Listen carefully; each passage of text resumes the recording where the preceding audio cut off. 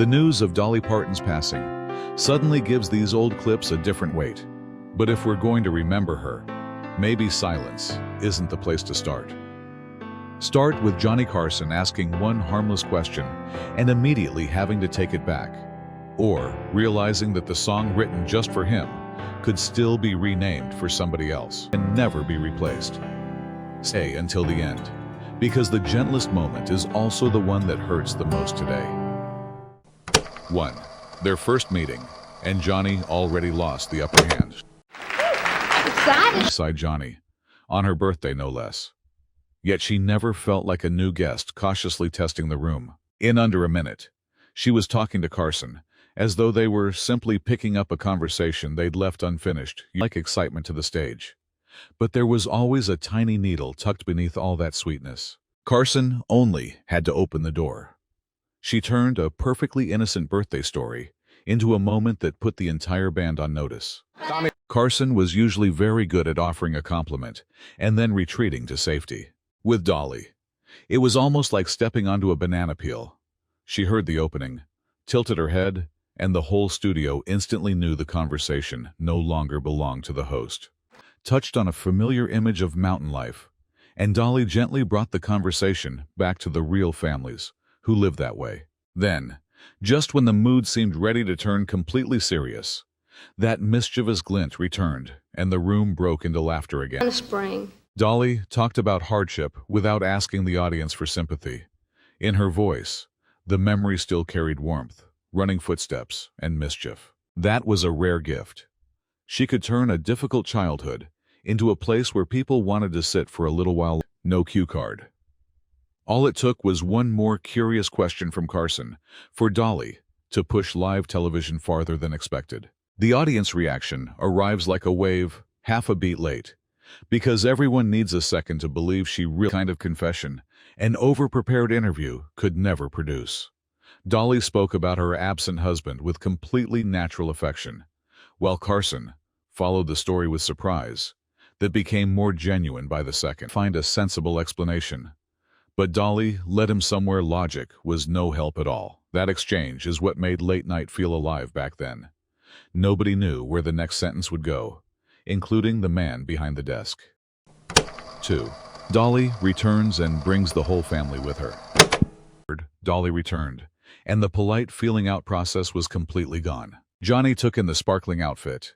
Dolly immediately brought up the husband, who still wouldn't watch her perform, and they slipped right back into their old rhythm as though they'd never let. Her mother should have made Dolly more careful.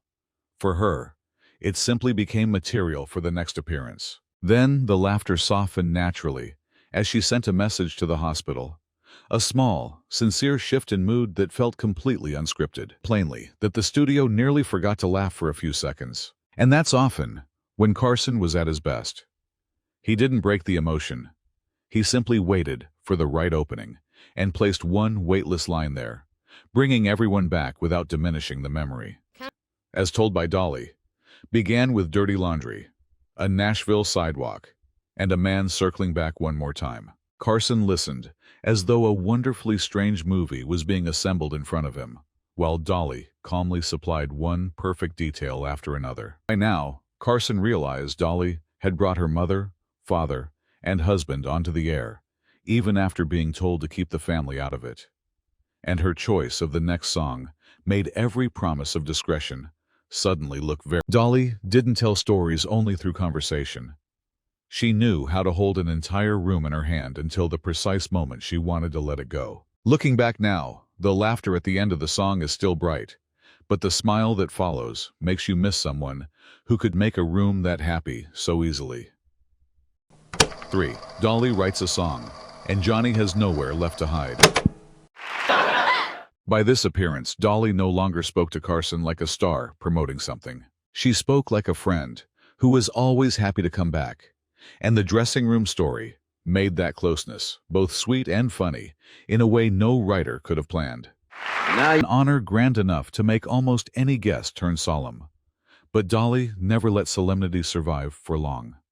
She always knew exactly when to puncture her own image, before Carson or anyone else had the chance. Carson entered a subject that could have made the conversation heavy, and Dolly turned it into a juggling act without dodging the truth.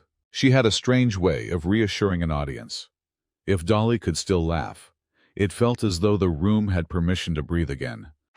This was dangerous ground, where most hosts would tread carefully.